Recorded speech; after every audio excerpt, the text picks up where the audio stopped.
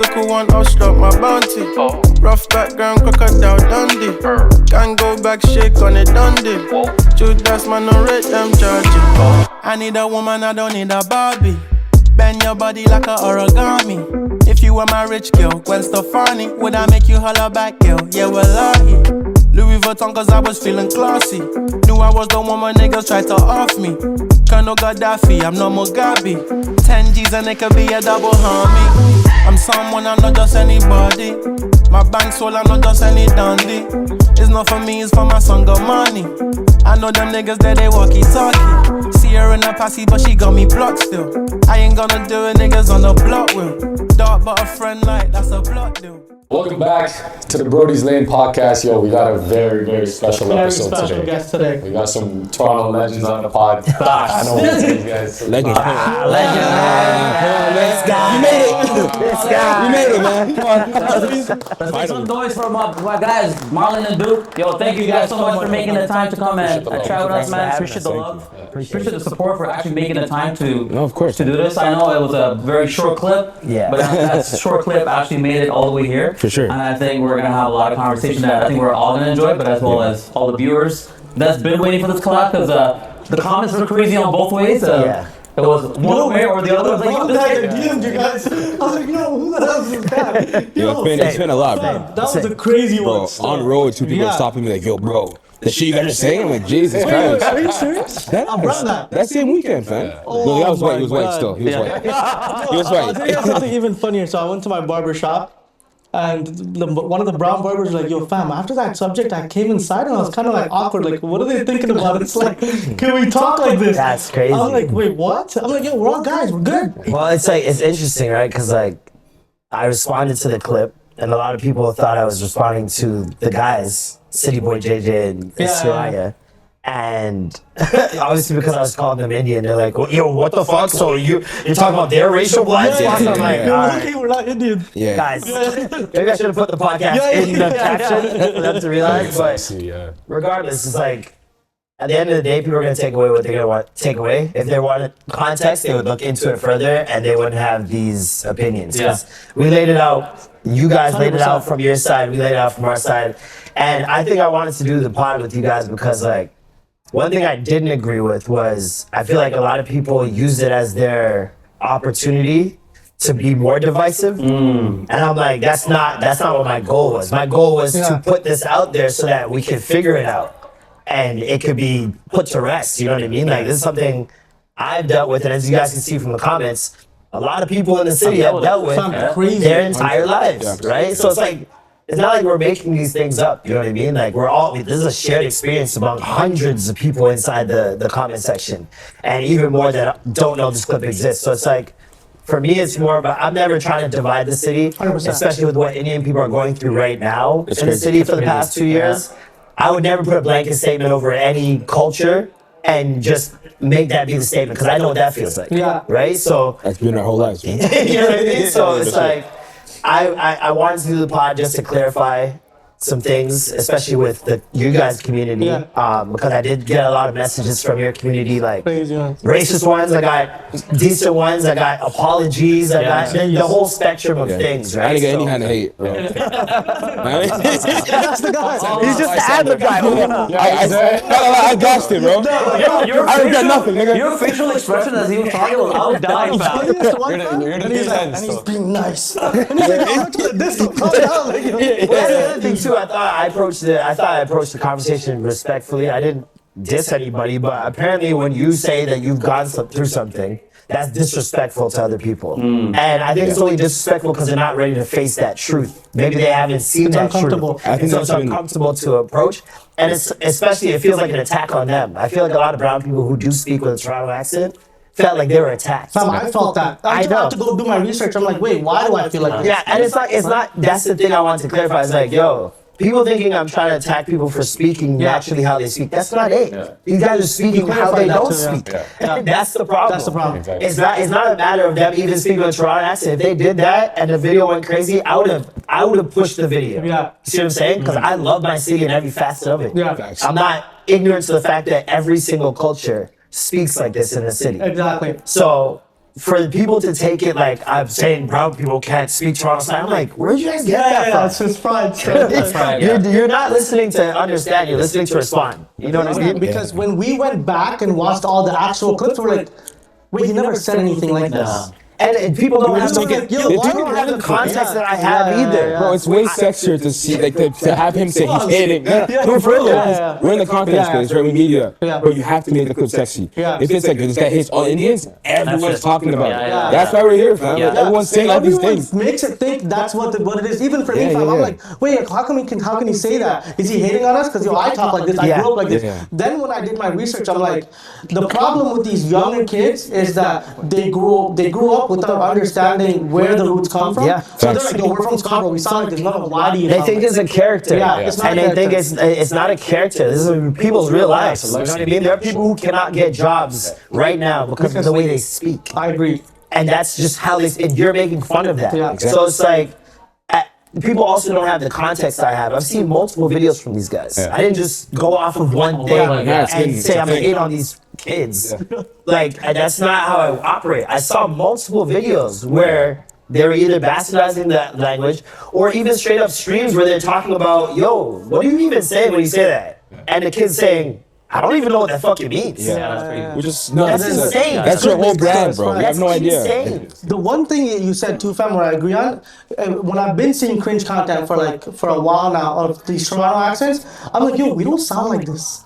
Everybody, but it's hate, it's rage bait, Yeah. right? Like we're in a content bait space community right right now now. where Yeah. Everything rage is is 100%. gonna get you way further, way quicker than anything else. Than authentic, But the yeah. end result of that is something you won't want. Yeah. And we're gonna see it in the next couple of years. You're gonna see a rebrand happen.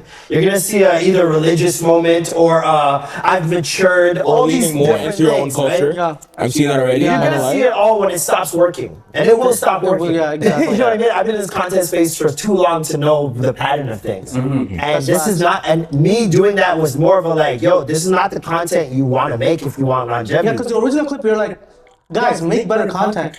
This just makes her. This is advice. You said that Yo, the too. biggest thing, I feel like what you guys are not, what other people and all the outside noise is the misinterpretation. Yeah. Like they're not seeing the whole, what we're talking about, what you guys are talking about, and y'all jumping in and chiming in. Oh, it's not just black culture, it's not just culture, black man. And it's a clear culture because yo, I Exactly. feel like Misconception. even if this was a white person or a black person or any race done it, you would have commented the same. Yeah.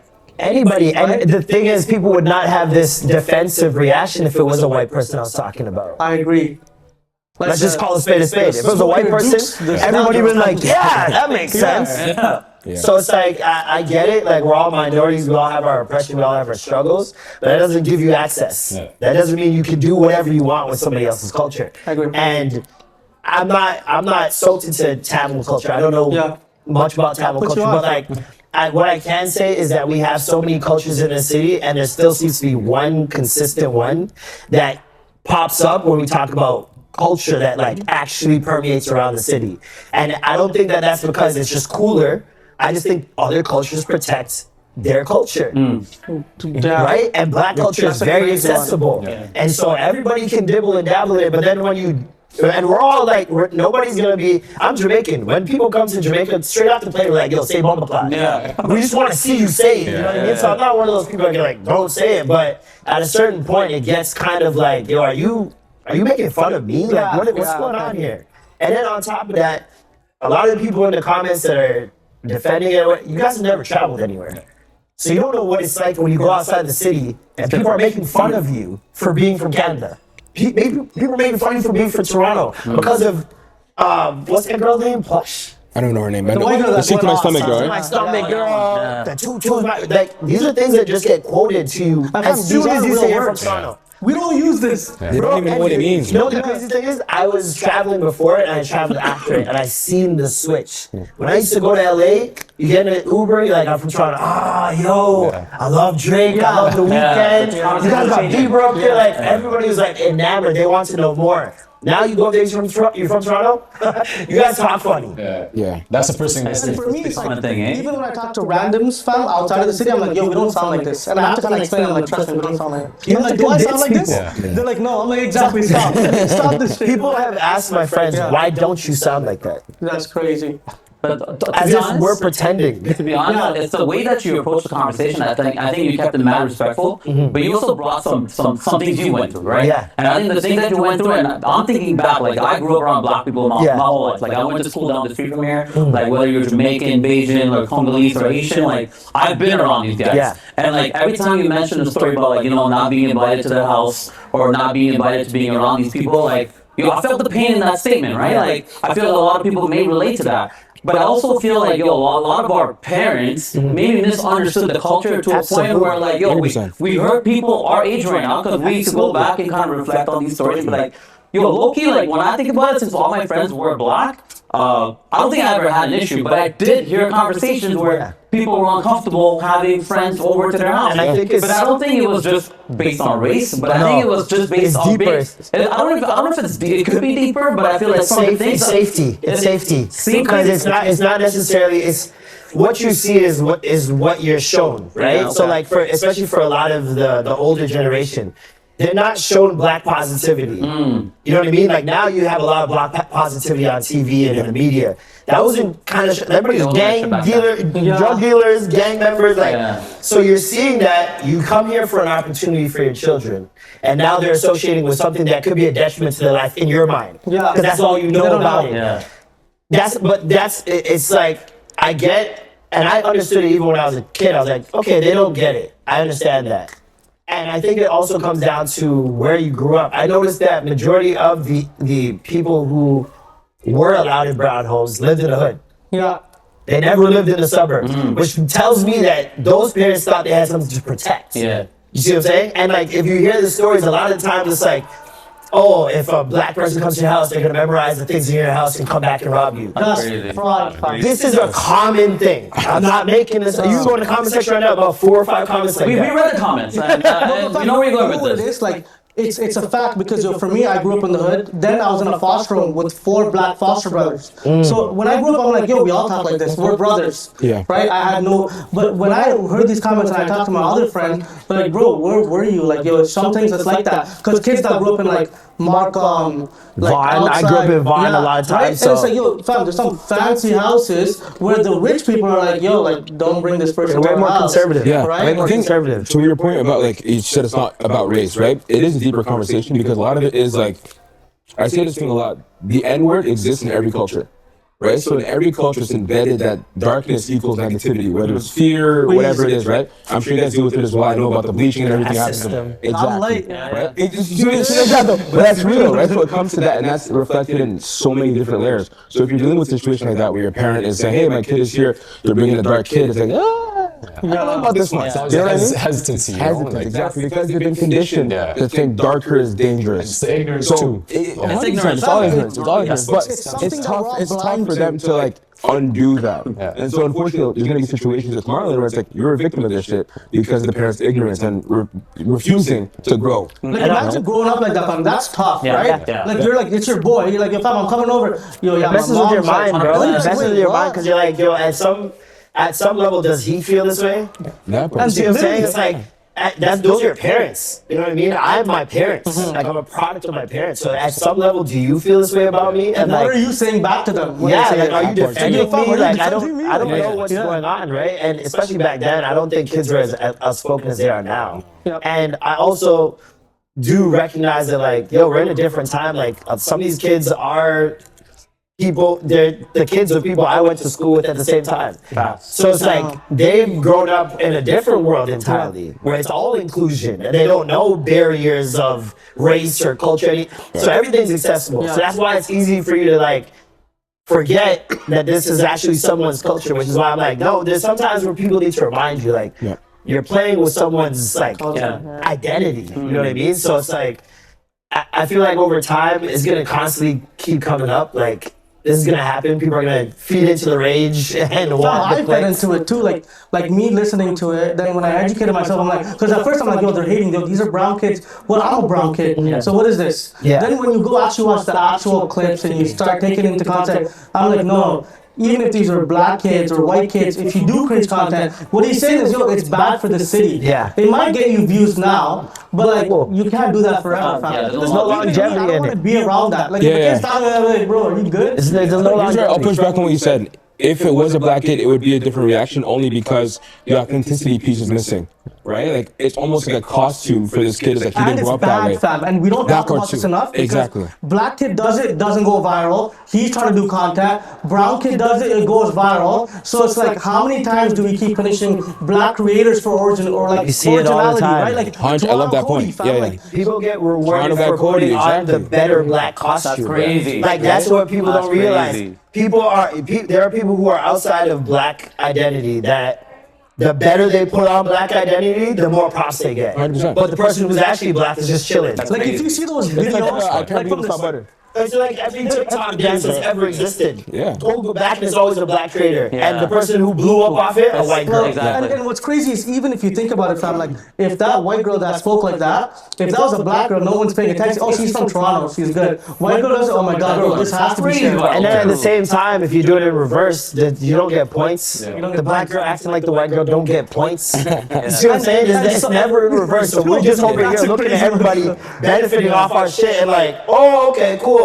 Yeah. We'll just Like we'll you just be said, back yo, here fam, doing it's it. such a deep conversation. Like even me, like when you first start, you're like, no, we're all from Toronto. But when you think about it, it's like there's so many things that happen that we don't realize, right? Because there's still a lot of racism out here. Of course. Not only like there's racism from minorities to minorities. Yep. Yeah, Right? 100%. Like when I went into like I went to O'Connor, Pope, I went to Pope too, and when we went to the convenience stores, like they would follow us. Yeah. Right? That's because they thought I dressed like a The black way guy. you dress, yeah. Not because I'm a brown kid dressed like a guy from the hood. Yeah. No, he's dressed like a black guy Yep. following. Yep. Right? So we don't really take it in. It's very deep. It's layered. It's deeply fucking layered. embedded in people's Yeah, it's like conditioning, man. subconscious almost, like to the point where it's just interesting because like of all the people who should understand you and assume it's another minority, especially someone who's kind of going through the same shit you're going through, and at the same time is constantly jockeying for who can be the best person next to the white person.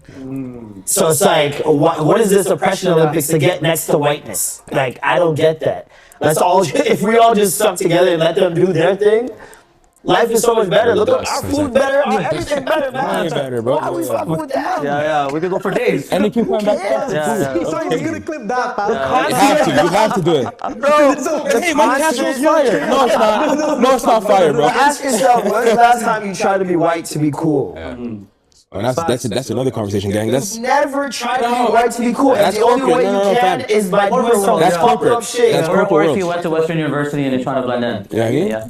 Oh, damn. Like That's Drewski you? skip on that one black guy that's trying to be white. Exactly. You know what I'm For saying? the It crap. doesn't work in reverse ever, man. You guys talked on a lot of good topics, but I think it also comes down to like everyone as a cohesive unit, like shifting the culture change, teaching our parents too, like teaching the ignorance, because they're also not exposed to like what we're seeing. Like we're growing up in all this like black culture, That like, makes say, it blind to brown fam. culture, like. Same thing with my mom. Initially, like once I brought my black friends around, she's like, "Oh, like yo, like no." They get different perceptions. Yeah. Once they start getting Once they exposed, understand once they it, start understand seeing it. them, like, Exactly. it's all love. Exactly. That's what Yeah. I feel And like I don't blame people for that.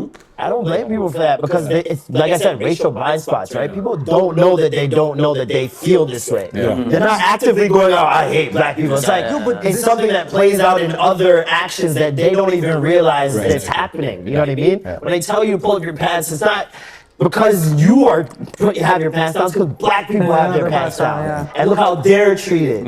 See what I'm saying? So it's like, I get it as parents, it's constant fear and looking out for your child. Yeah. And I understand blackness is like, it's dangerous. You know what I mean? So people it's like, oh, if you're Oh, yeah, darker, colorism in our own culture. Yeah, exactly. Yeah, That's what I'm saying. It's every fam, we have culture. like bleach soap for things to get light. but people don't make those connections in they their don't. mind, which blows my That's mind. crazy. Because That's it's like, ignorance, it's fam. parallel pain. Like, how do you not understand the pain that's happening over here if you guys are doing it in a different version or a different way?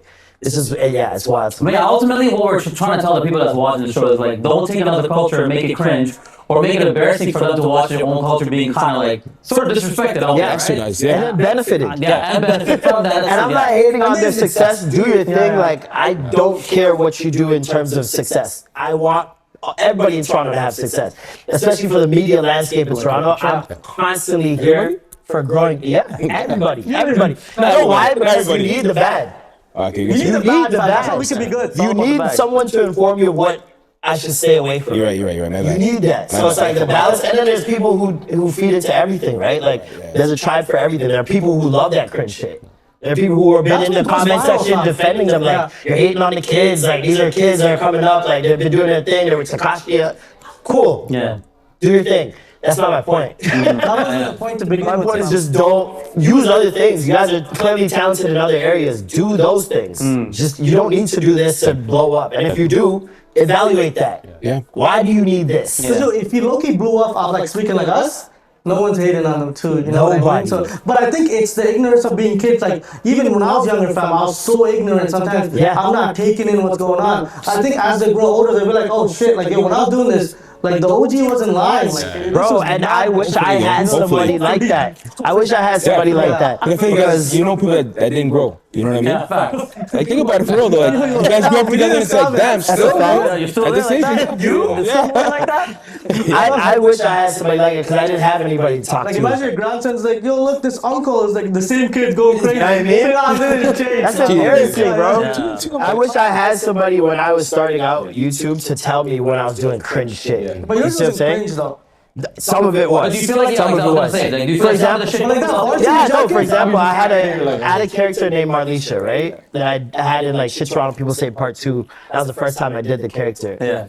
And the character like blew up. Everybody's like, yo, constantly was like, yo, do it. I go on the street, yo, where's Marlisha? Where's Marlisha? That's crazy. And I did a couple more videos like that, but then I noticed like the reaction to the videos was like, I wasn't feeling the reaction. Like the way people were laughing, it wasn't like they were laughing at me, they were laughing at black women in Toronto. Right? And then I thought about, okay, if I'm not from Toronto, and people were constantly messaging me like, yo, I'm on my way to Toronto for the first time. I watched your videos so I could like know how to talk, like, understand the lingo, right? And I get these messages every day. So I'm like, okay, so I'm people's information on Toronto. If they see Marlisha, their information is that this is how black women are in Black Toronto. sounds like.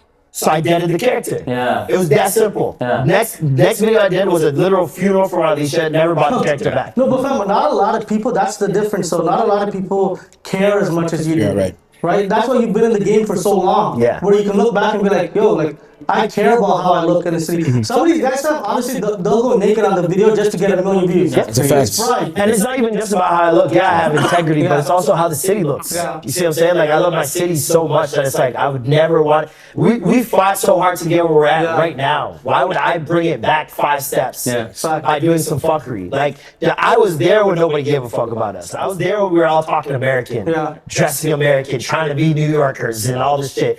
And then to see the switch was like the most beautiful thing I've ever witnessed. And like people having pride in a city that never existed before. People used to lie and say they weren't from Toronto, bro. That's crazy. People used to lie and say they're from New York, they're from Detroit, they're from Buffalo, all types of shit. Yeah. Facts. Dog, it was crazy, especially during Caramel weekend. No nigga was from Toronto. No one's None. Toronto. So it's down the like, street. and now it's like we have such a pride. We have fucking club bangers. We have like so much that has come after that.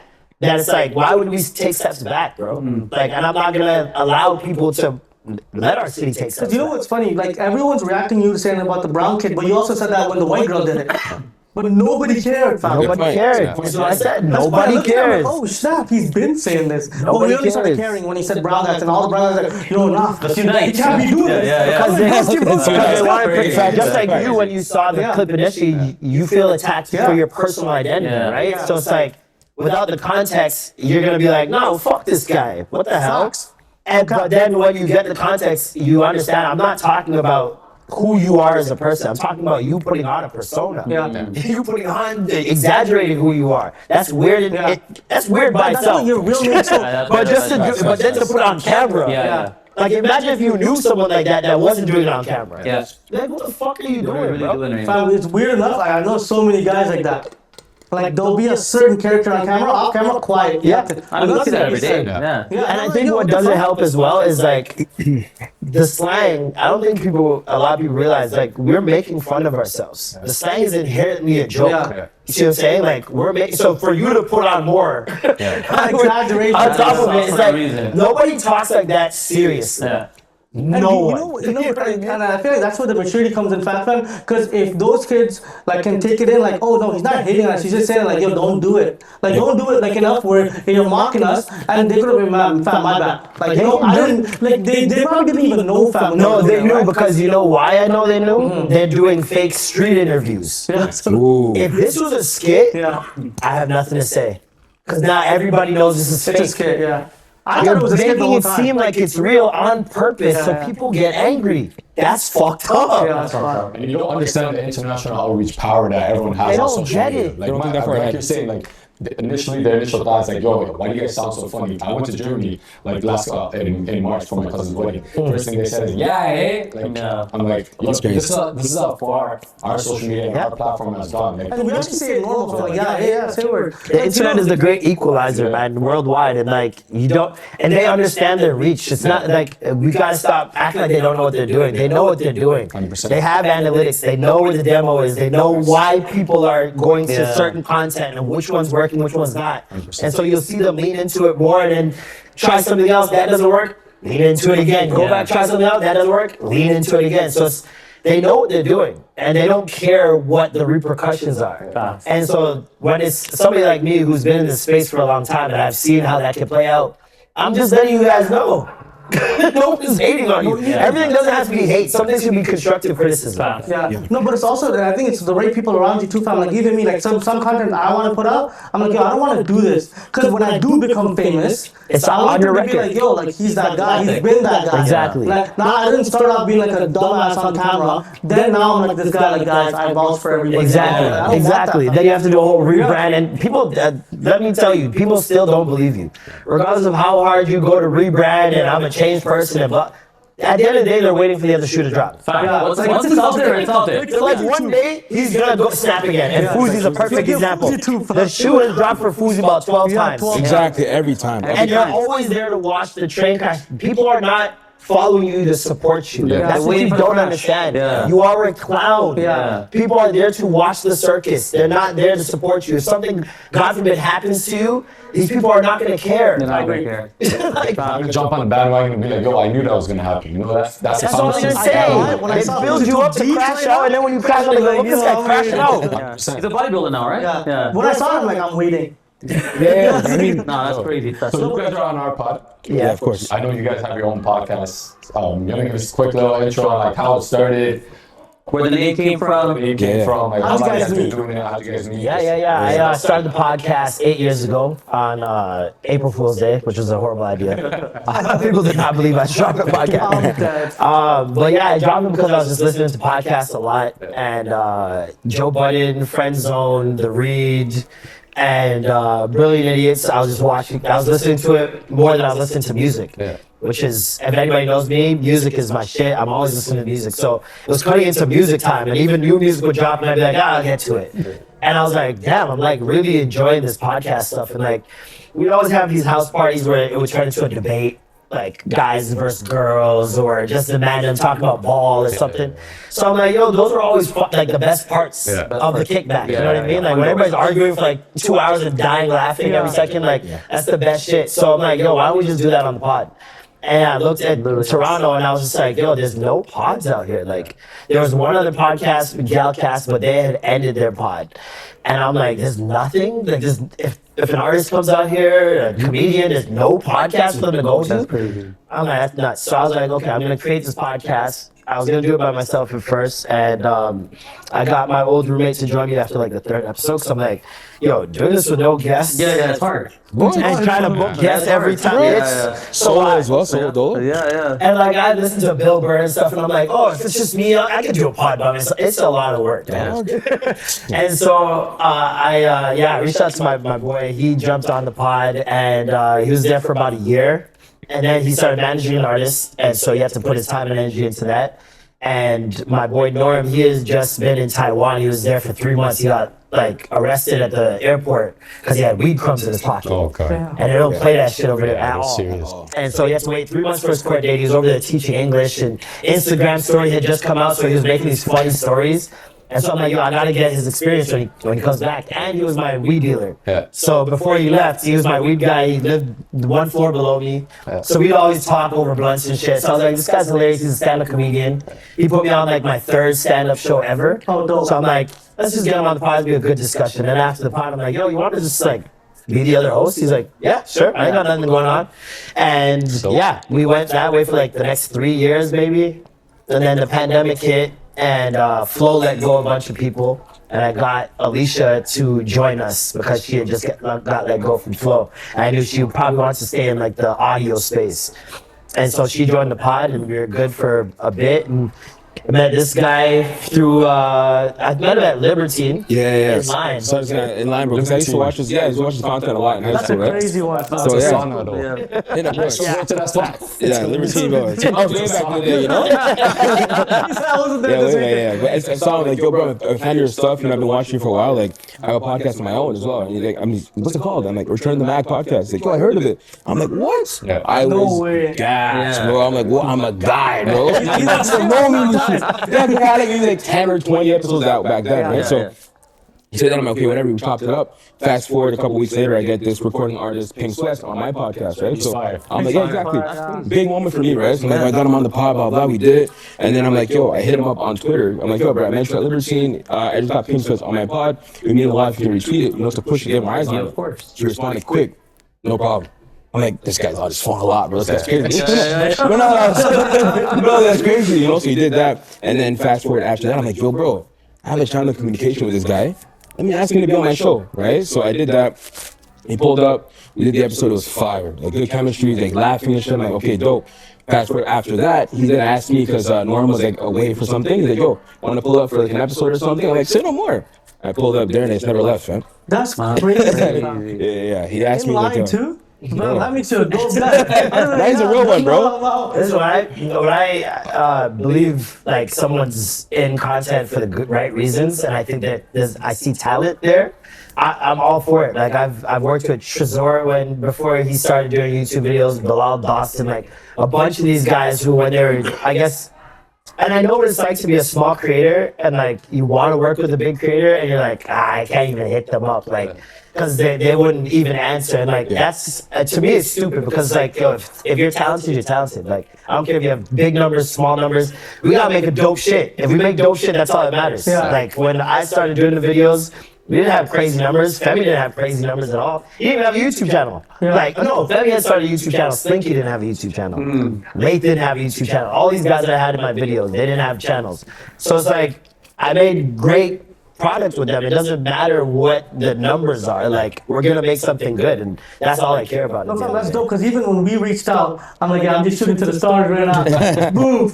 Then I sent this shit, I'm like, man, I think we locked it in. They're like, oh shit. And you can tell how passionate this guy's been about that conversation. So when we locked this in, he's like, guys, this is a moment, like, let's have a real conversation. I wasn't going to do it until I saw those comments. Yeah. Because I was like, people are missing the point. I'm done talking. I don't want to drag it, you know what I mean? Stop, yeah, no. I don't want to drag it. People think you're milking a situation. I don't want to seem like I'm hating on these kids. I don't know them. Yeah. And so I'm like, I want to say my piece and just be done with it. But like after I saw how divisive the comments got, how people were attacking Indian people, I was just like, yo, we didn't have an actual sit down and discussion. I'm like, am I safe outside? I'm good. I don't have no. Listen, y'all want to do something to me? Do whatever you gotta do. Hey, don't do that. At the end of the day, He's playing, man. I'm dying knowing that I said what I had to say and I didn't disrespect None of us here are part of no politics. None of that. This is none of that. Literally podcast. We're guys, we're not guys. How did you guys come up with the name of your show as well? Oh, I just love Oxtail. Extra gravy every time. But you gotta, I'll say extra gravy, please. Because they don't put enough. Yeah. They don't put enough. I was thinking of like, what would a slogan be like when I was thinking of the name or whatever. And what's my personal brand? Like, what do people identify me with? And at the time, I was doing this campaign called Make Oxtail Cheap Again. Because the prices were just going up. This is before like inflation and shit. This is even before inflation. This is like 2014, 15. I started doing that, and obviously people at that point, I wanted to make it my brand. So I kept talking about it. Every tweet, I would change it to something about oxtail. Every Insta story, oxtail. Any post, have something about oxtail. So I was like, I want people to associate me with this. Got it. And then Trump got elected, and I made these "Make Oxtail Cheap Again" hats.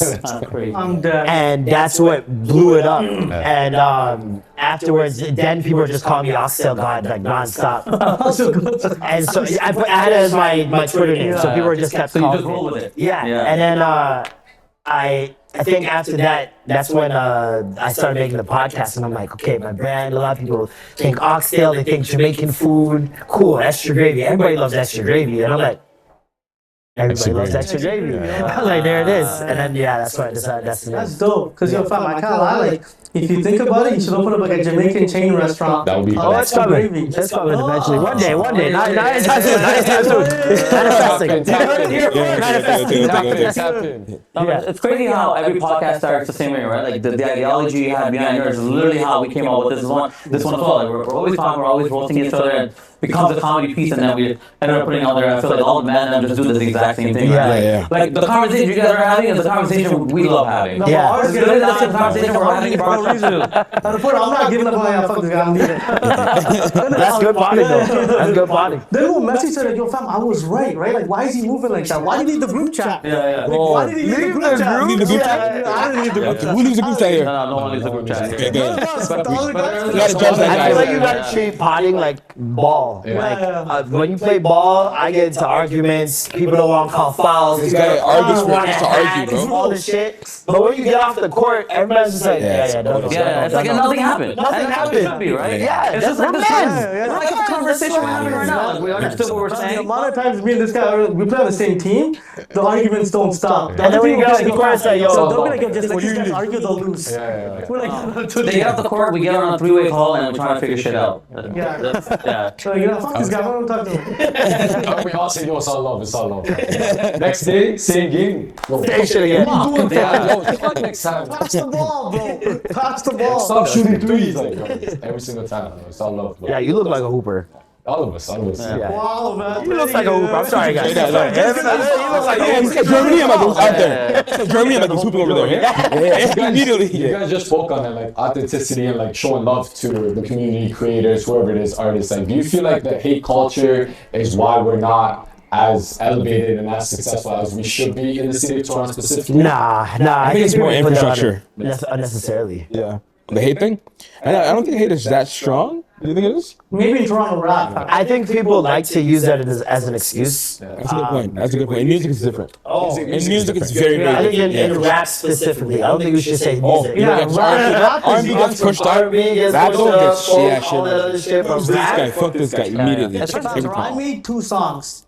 Just because I'm like, I'm gonna make music. Yeah. The moment they started associating me to my neighbor, I'm like, Listen, it's done. still little brother syndrome with America. It's a lot of that's still little brother syndrome with America, and like noticing it's blog culture as well. I don't think we realize how much these blogs feed into how rappers move. I agree. Blogs dictate so much in the rap world because they can pin 2 people against each other who have no problem with each other I agree. just by doing trash or not. Yeah. You see what I'm saying? Exactly. They could go into they could put up a post and be like, is this guy falling off? All these different things that just create narratives. And then on top of that, when you as a rapper are putting out good music time and time again, not getting any drama, no polys, no nothing, and the other guy who's getting constant trouble and drama and is on Instagram live shouting at people, he's the one that's getting propped up. What are you gonna do?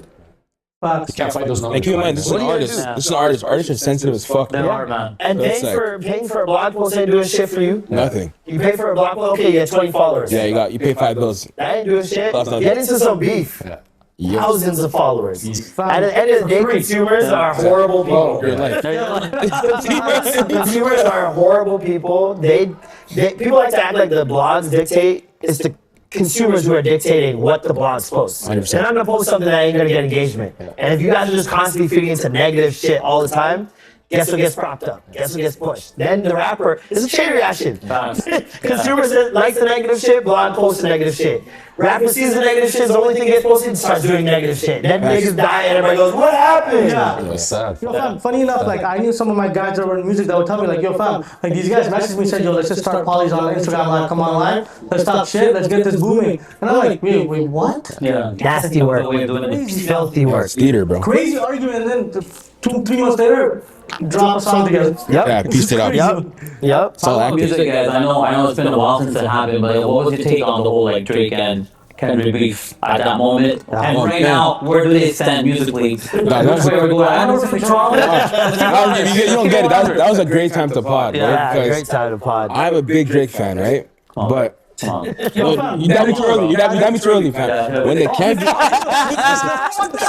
and Gen X came out, I'm like, this is different, bro. Yeah. And on the podcast, it was terrible because it was like with the old hosts too. So we had Alicia, Ace, this guy attacking me every fucking episode. Ace hates Kendrick. Oh my I God. I like Kendrick, but I just think people prop him up way too much. And during the beef, even at the start of the beef, I was like, "There's no way Drake can win this." Yeah. Like, Oh, you felt that? You felt that way immediately? yeah, immediately because I said it's not about the bars or what's being said or anything like that. It's about perception. And Drake is in the worst perception point of his career. For all the dogs to just come out or think or just come out. All the dogs came out. He had just disrespected Halle Berry by not changing that slime photo. Yeah. He had just dissed Serena Williams. He had just dissed Meg Thee Stallion. Yeah.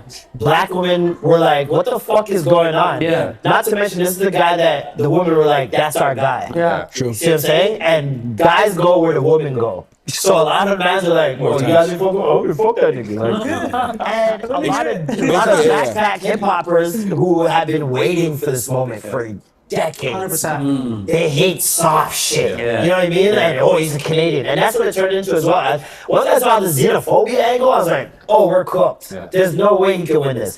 Because if you're going to go America versus Canada, there's no way we're winning. Because they have a storied culture, storied history with hip hop that they don't think we have, which we do. But they didn't even know black people lived up here. I used to go to AAU tournaments back in the day. And you played ball like that? Yeah, you see. Okay. You go to Ohio. We gotta run, yo.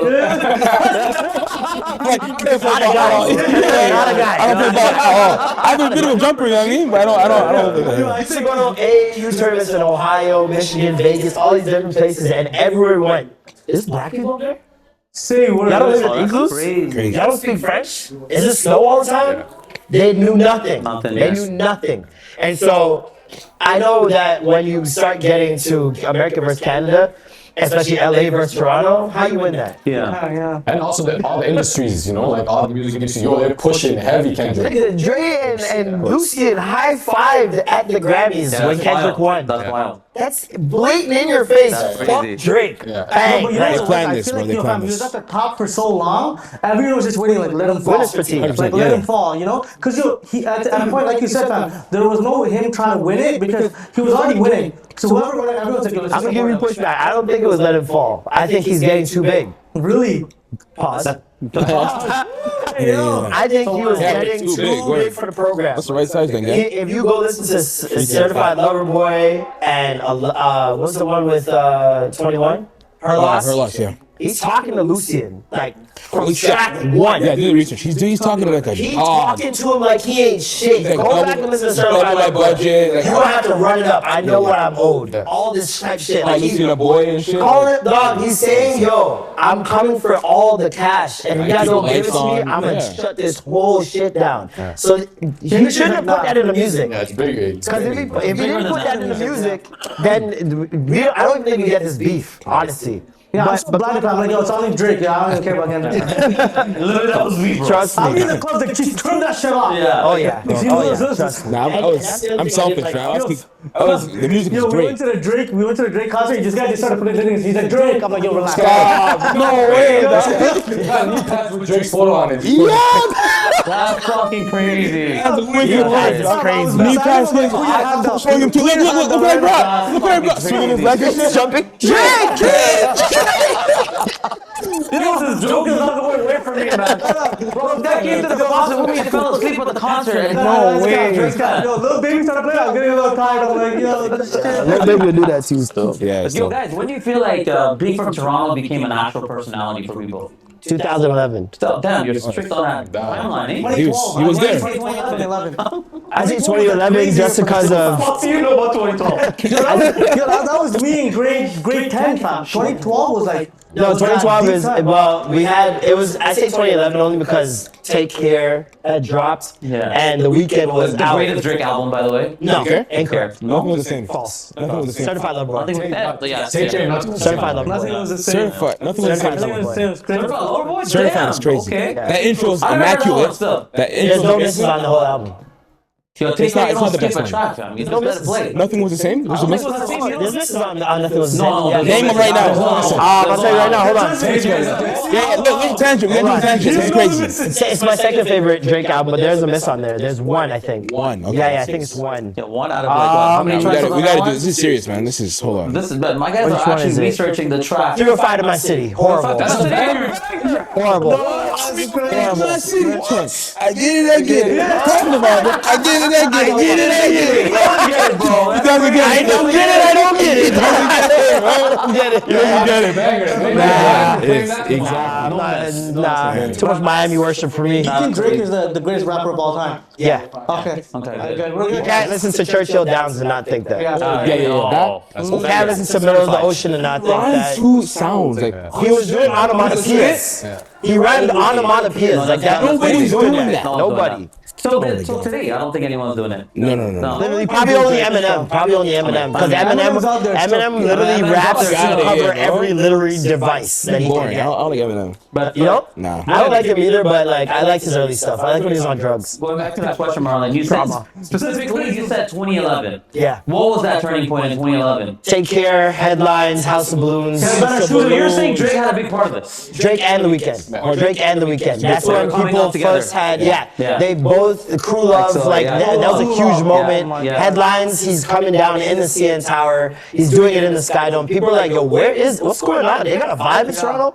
I remember hearing this shit. Yeah. 2012 is when we did shit Toronto people say in January. And after that, I saw a boom in just the slang. That the slang just started becoming more and more I prevalent. remember like that was the Caravana shooting, right?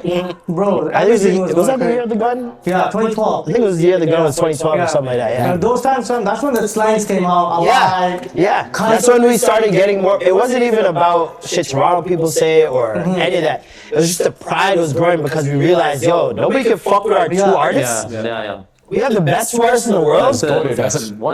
Like crazy, and then Bieber's doing his thing. We're claiming him, even though he's from Stratford. He's with us. Yeah, man. So it's like, and then on top of that, I feel like there was just an awakening of people in media in the city. People were doing way more things, way more talent shows, way more festivals, way more clothing lines were going crazy. People were putting slang on t-shirts and shit. And it just started becoming like people realizing that we have our own world here that's valuable. Yeah. And it means something to people. And after that, it was just, I think the next big jump was If You're Reading It's Too Late. That was a huge jump for Toronto. Yeah. And then Views. Just off the cover. Just off the cover. It was like Toronto pandemonium around the world. Plus at the same time, Rob Ford out here doing crack, jumping around. I was at a football. He was at my football game doing crack. No cap. Don Bosco, you guys played Don Bosco? Yeah. Jesus. He was there, and I'm like, yo, who is this guy? They're like, yo, he's the mayor. I'm like, oh, say less. I went up, I'm like, let me get a picture. He's like, one more clout. Did you actually look for a picture? Did you? I got a picture. Oh, man. Ask for what? He's like, yeah, super crack. It's crazy how you're like saying each of these significant times is like a Drake album. Yeah. I think you can pinpoint it. During that time, anywhere you went, everyone's like, yo, Drake's in that city. I mean, realistically, he's our ambassador, right? Like, to the world. Like, The Weeknd is, he's the Scarborough guy, but he's not necessarily out here yelling Toronto. There's not slangs in the music. He keeps it very much like Republicans by Joyce, too. Like, I'm gonna appeal to everybody. Bieber is obviously not even from here, but you just love it. He can't claim nothing in Stratford, so he's gonna claim here with jerseys and shit like that. But Drake was out here doing slang on the award shows and shit. Come on, dog. Yeah. Also, It's in Bieber hype, man. 2011, 2012, that's when Don't claim JB, dog. Justin Jerome Bieber, they're dog. gonna ditch us. You come here, you It's the beard, man. It's the beard, man. Got Bruce beard in the front and the back, man. They're related, man. It's a married man. I'm like, but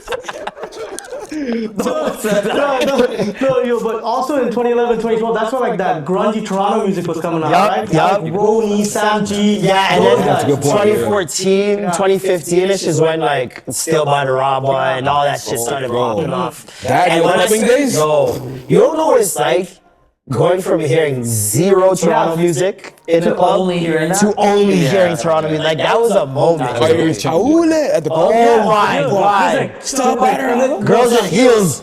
Looking. I'm like, this is insane. I'll just tell you, Drinking Henny. bomb, bomb, bomb. Oh, yeah. And it's the smallest girl like 5 feet. Yo, for that era, that's why I thought Roddy Ricch was from Toronto. Bro, when he dropped that, what was it? That Young. Oh my god. The song Was came it her, on. right? Was it her? I saw a clip that was going viral. The baddest girl at the strip club. Dancing. Oh, I love this song now. Yo, we You were did it for in me, the bro. club and the man played it and I'm like, this is Toronto, man? This shit's hard. The song is so Roddy fire. came out with a bang though. Like, Yeah. Silent hard, fire. and then now it's like slid back. Yeah. Yo, you guys have been in the creator space for some time now. Yep. What's the hardest part about being a black creator? I know you already talked about it. Yeah, we talked about that. We've been there, man. Don't worry. Honestly, it's not even being a black creator, it's being a Canadian creator. That's the difficult part. It's being a Canadian creator, you realize that every company that has their Canadian division here gets nothing. Yeah. And once you see that, it's like, oh, they don't even like believe in us. But it's not even, it took me a while to realize that it's simply a numbers game. We just don't have the numbers, man. Like, Even like, TikTok doesn't pay us. yeah. The Americans are milking TikTok. Instagram and TikTok, they get paid over Way there. more. So it's like, for us, the numbers game doesn't make sense to them to do anything here. Cali has a higher population than Canada. Of course. So it's like, why am I investing all this money over here? There's nobody there in their eyes, right? And so that's probably the more difficult part as a creator. And I think like, for example, if I had done what I did here in Toronto, anywhere else in the States, I'm a millionaire. Oh, yeah, you'd be different. You'd be different over there. I'm a millionaire. I'm gonna get there regardless, but We know. yeah, I would have been there way quicker. We know, yeah. Way quicker. Have you ever thought about We need him on the pods. Yeah, come with us. That's always started nervous. Oh, there it is. He's like, we know. Have you thought about going to LA, or New York? New York is the only place I'd go. New York is the only place I'd go. Yeah, Honestly, I that's why love you're New a York. real Toronto creator fan, because you could have low-key left the city. Because there's some Toronto creators in LA. You guys know what I'm talking about. Like, and they're not even moving like they're from I'm here. really stubborn, You know? and I'm like, there's gotta be a way. Like, there's gotta be a way. So I'm you like, stay yo, long I'm trying enough, to you'll figure it get there, out. fam. 100%. Yeah, I'm trying to figure it out, and I'm like, okay, I like being the first in things. I like doing things first. So like, if I could be that for creators here and stay here to show that you can still be a big creator, and there are huge creators that live here. Like, we act like it. Well, I think they act like they're not from Toronto. I think that's what the thing is, and that might be a key to a lot of their longevity. Yeah. But there's a lot of huge creators that live. Like, Unbox Therapy is from Toronto. That's one of the biggest channels, right? Yeah, like reviews iPhones, everything, any kind of tech.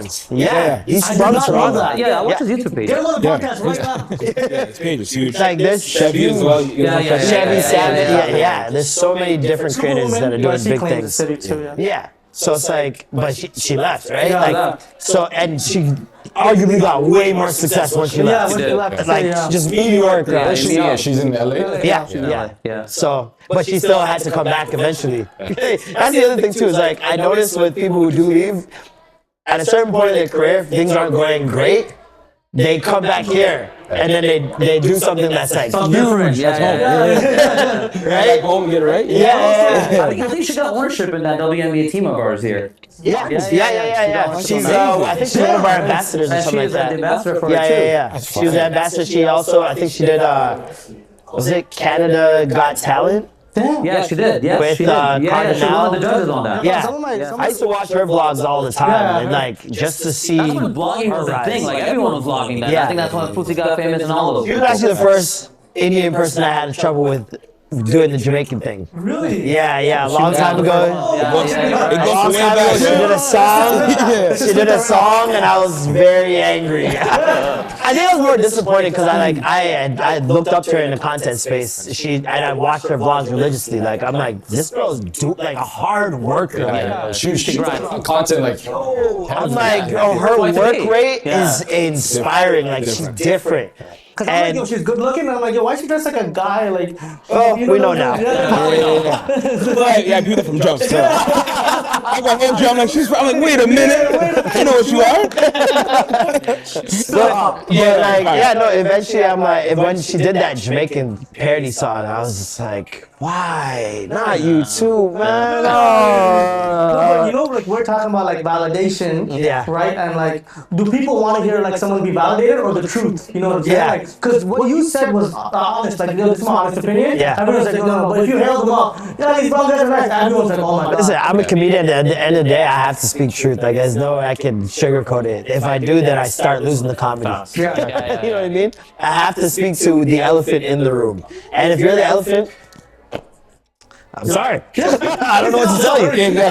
I'm sorry, man. I just gotta speak to it. No, it's facts, fam. Because I feel like a lot of people won't say the truth because they're like, no, let me just be the same. Yeah. But like the fact that you can say this and stand up, like you said, everyone's like, why is he saying this? But nobody wants to do the homework and understand. Well, everybody's like this, especially what was eye-opening to me is like the amount of people who are thanking me and then the people who are apologizing. I was They're like, thanking you and coming okay, through. the people who are thanking me have known this is a problem their whole lives, But never haven't said anything, anything. You're a bitch. And the people who are saying sorry are just realizing this is happening. So we're living in two different worlds, and it's because the bitch didn't say anything that the person has to apologize because they didn't know. So it's like, what are we gonna just tiptoe around this for the rest of our lives? That's crazy because when I'm saying thank you, I'm like, wait a minute. I'm like, let me go talk to all my guys, right? No, I started FaceTime all my guys, my foster brother. I'm like, man, did you guys think this was me? They're like, no. Yeah. I'm like, okay. They're like, but your parents. No, but it's like, it's real, man. Like, it's an uncomfortable conversation, and a lot of these conversations, especially if you try to have it with a friend, can feel very final. Like, this might be a crossroad for our friendship. Like, do I bring this up and now we just drift apart eventually because I brought this uncomfortable thing Where up? do you stand? Like, where do we stand after this? You know what I mean? And some people don't have friendships that they can rely on where they can have those conversations. They keep it very Like surface one of my level. guys is in Colombia. He's African. Yeah. He's African Colombian. Fam, he's FaceTiming me like, yo, this is what you gotta say. I'm like, fam, I understand. That's funny. All right, let me coach you on black. International coaching too, eh? Don't say nigga. Don't say nigga. Yeah. Don't say nigga. Don't even say anywhere with the N, nigga. The whole explanation But he for the loves boy you was guys. funny too. One of my guys The boy's Colombian, but he's from Africa, but he's an African Colombian. That was crazy, bro. He's watching this like, God! You fucked it up. You have one job. My cousin's African, but Imagine I'll be like, good morning, and he's like, Cash, you know what you're gonna say? I'm like, man, it's not that serious. There's no divide here, you know what I'm saying? Chinese. I feel like it's a teaching point though. I feel like He's black. for the next generation too, I feel like whoever's watching this, watching your pod, watching our pod, is just like take that back home. Like just teach, fam. Yeah, Especially man. like parents and your friends too. Just like, I feel like Absolutely. if you have those difficult conversations now, going forward in the future, like it's gonna make your relationship as friends, as family, a lot more cheaper. Absolutely. These conversations, because you're thinking like we're boring your culture, Yeah. and we don't want to. We're so ignorant. We don't want to say, Yeah. it's them. 'Cause nobody wants to do that, right? Like, But also, it's like these kids, like, I was hopeful seeing the comments where people who are like, oh, I'm 22 years old. That's never happened. I'm like, that's what you want to hear. You know what I mean? Like, as we get older and people, there's more because at the end of the day, immigration, I know especially for Indian people and black people, started here in like the 1800s, late 1800s. And the next wave was like in the 60s for like both of us. And so we both came here with the same thing in mind, the same goal in mind. So it's like all these little divisive moments that like, the real, we know who the real. It's like, we know who the real threat is. The real enemy. I came here in 2005, fam, and I didn't know. That's crazy. Now that I'm thinking about it, The young kids not experiencing it is exactly what you want to hear, right? Like you just want things to progress in the positive direction, and if they can grow up in a world where they don't even know that people acted like this, that's a good thing. You know what I mean? And I get that they're like, that's not my experience. What the fuck are you talking about? But understand that this thing has been here a long time, bro. A long time. Do you feel like the Toronto culture speaks louder online than it does in real life? Speaks louder. What do you mean by that? So you feel like you see people's Toronto personality more than you see it online, but you don't see it in person if you're having like a one-on-one interaction with them. No, I see it way more in person. yeah, way more I think it depends on the circles you frequent. I think in some circles are frequent, people are kind of forced to Assimilate. no, what's the other one I'm looking for? No, at work, what do you do? Code switch. Code switch. Right, so I code switching because I'm in a corporate environment. Yeah. It's like when you go get a drink or something, like the real shit comes out. You know what I mean? But I think it's present in both places. It just depends on where you're at. But I interrupt you. Yeah, I used to do that. No, I used to do that at work too. Like people come in, the white person comes in. Hey, what's up? What's going on? Asian person comes in. Hey, how are you? Madam come in. Well, what do madam need? What do madam need? What do you guys saying? So it's like, yeah, it all depends on who you frequently are around, right? And me, I know I'm frequently around people who just speak like they're from Toronto. You know what I mean? That's not for everybody. For some people, it's very rare, and that's why it's such a thing for them. Yeah. Because it's so rare. It's like, ooh, it's like sexy thing that I get to do. exotic, It's like coming downtown and like taking a picture of CN Tower every time. That's another thing I want to ask. Like, did you guys think like so? Let's say for me, like when I went back home, like to my mom, like in my culture, like how I talk to my friends is not how I would talk to my mom. But was it different for you guys? Like, I saw that argument in the comment section. A lot of people are like, you guys don't talk like that at home, and I'm I knew, like, my some of my guys, Yeah. there were demons in the street, fam. I'll call his house. His mom's like, I'll be like, hi, Mr. English. She's like, what do you mean hi? You're not gonna ask me who's how I am. Bully? Ernest? Yeah. I know Ernest. Yeah. Ernest. But it's like, I think it really just, once again, who you frequently around. Like, it depends on your household. There's a lot of very conservative African and Jamaican parents. Yeah, I want to speak to that because I'm African, right? So it's like we speak French at home. So it's different. You know what I mean? Like, yeah. There's so much. But even if you spoke English, you wouldn't speak in Toronto slang per se. No, it's because it's cultural. It's like you wouldn't, because that's almost like a thing you speak with friends. Yeah. So I can't speak to my parent like that. But So also, like a certain amount of respect. with that, if I did start speaking like that, nobody in my house would be like, don't talk like that. But if you guys spoke like that in your homes, because of the association of where it comes from, if it's somebody that, especially living in the suburbs, don't speak like that. Don't do that in this house. Like, what are you doing?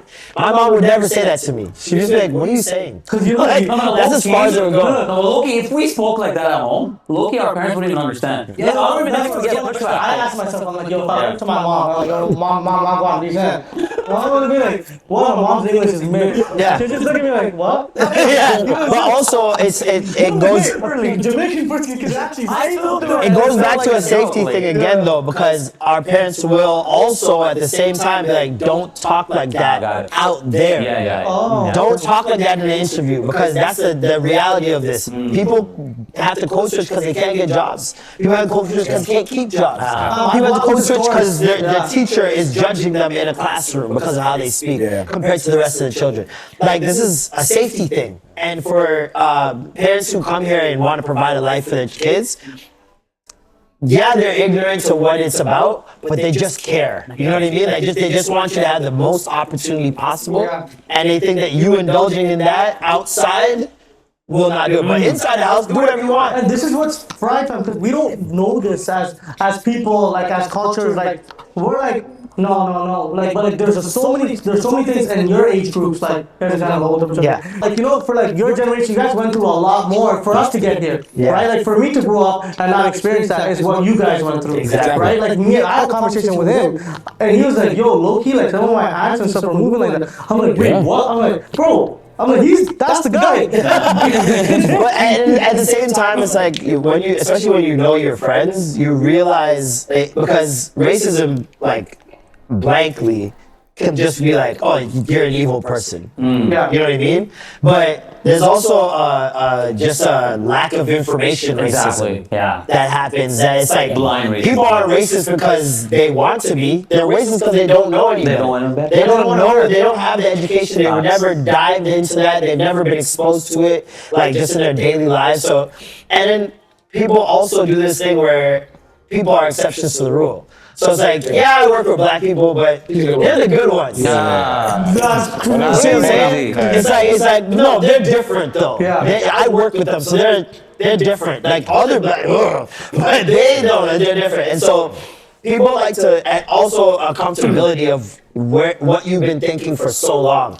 It's a very uncomfortable for a lot of people to change their minds, which is unfortunate. Like, especially the older they get, like, it's so much work. God. And it's 6 years of thinking like this. No, thank God. They don't understand it. It's like, why? The more information I'm exposed to, the happier I am because I get to broaden my horizons on how I think. Some people are like, don't teach me shit. Don't tell me. I like where I'm at. I like my brain. I like how I think. This. And that's 99% of the world, fam. They don't want to learn. It's routine. It's just afraid of change or afraid of something new, right?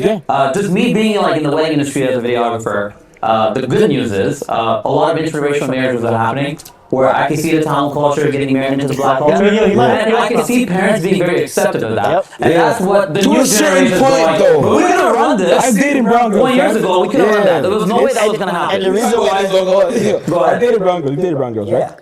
When you say brown girls, like, give us a Tamil. Tamil? Okay. Yeah.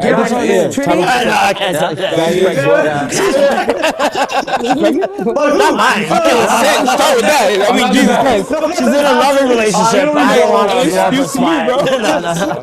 That's a crazy one. No, but like, also being on the radio, I see like how big routine is for people. Like, if me or my co-hosts are missing, people get angry.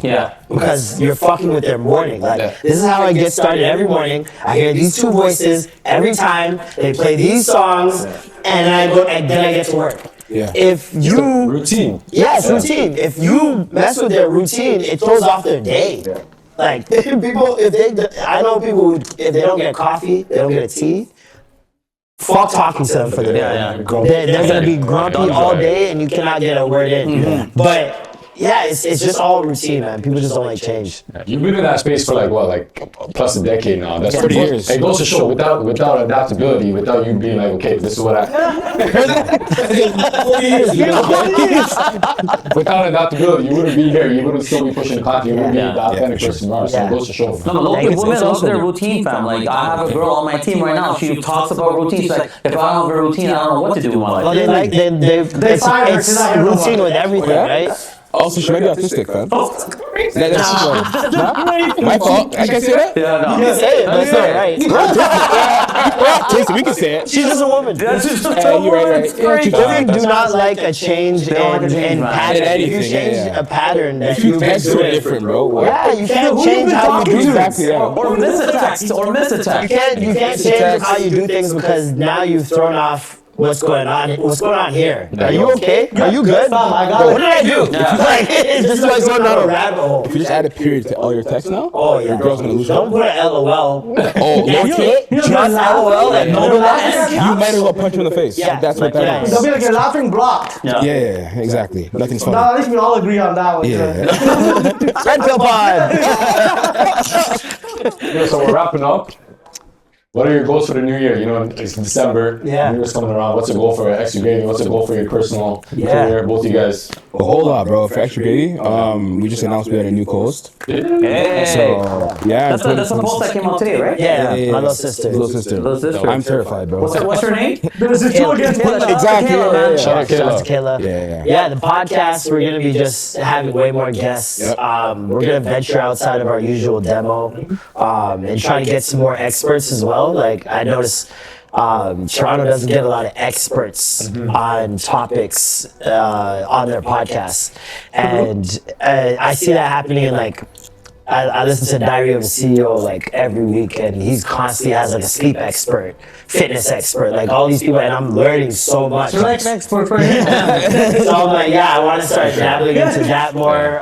We're gonna do live shows quarterly. Yeah, So every dope. quarter I'm gonna do a live show, and I'm gonna use so I have a monthly comedy show starting December 19th, this Friday, Yeah, you think it's at Stack Market. Stack Market. Yeah, and so with that. Every 3 months we're gonna make the comedy show a live show instead, and we'll do it that way. So more podcast live shows, more comedy. I hope to do my special next year. You should do a brown skit. You should do a brown skit. I don't know, I'm good, man. I'm browned out. Brown dad, brown center. No, you should do a brown dad at a Jamaican restaurant. that'd be crazy. I'll leave that to y'all, man. Y'all do that, man. Y'all got it. He doesn't want smoke. Love you guys. Thank you so much for coming Appreciate y'all, out. man. Thanks for having You know, us. and clearing everything up. Yeah, no doubt, man. I'm glad we're together now, guys. One thing as I was watching my phone, guys, I don't know if you guys do this. If you guys get a random number calling you, but it's not a saved number on your phone, do you pick up that phone or do you sit? What do you do? I have screen calling. Bro, I have this habit of I don't have screen calling now. I have a habit of doing this. Like, if I don't recognize the number or I don't see it on my phone, I'll actually Google that number to see if it was a scam number or I not. chat GPT it. Yeah, right? Yeah, I chat GPT it. I stopped checking. I might just ask about hello. That's a different voice. This is not me. You had the wrong one. That's it, wrong one. Yeah, there's one of my guys I'm like, yo, fam, why are you calling like this? He's like, yo, who was that? I'm like, yo, I don't know. This thing was the funny. This is not me. Gotta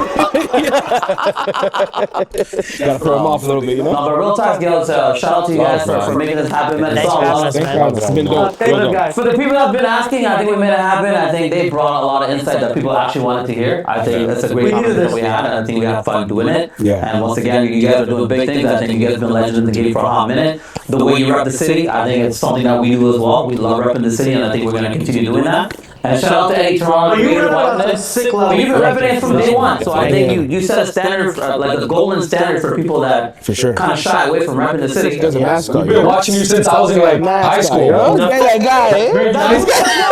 That dude been flying since very nice since then. I was watching you since high school. That's a pop. Fam, you on the varsity jackets, man. Varsity? Yo, and then I went to what's that? The store closed down, fam. Forever 21. No, there's another one. The one at Cedar Bay Mall. Cedar Bay. See, I haven't been to City The Bay Mall. last time I was There was some, I went and bought like 3 varsity jackets. Varsity jacket? Yeah, he was. We found. I used to wear that shit everywhere. Yeah, that's all they wore, fam. All the fire. skits. I honestly watch both pods to the fullest. Obviously, people are gonna take shit out of context. Yeah. Watch every podcast full entirely through, so you understand what we're actually saying. Yeah, That's for sure. fantastic. Thank you guys. Thank you guys for having us, Well man. Shout out Extra Gravy, Yes. Brodies, we out. Marlon, Thank you. we out, guys. Shout out to you Thank you guys. so much, Love guys, man. Real dope. You guys. man. Thank you. Real dope. Thank you, fam. If I see you.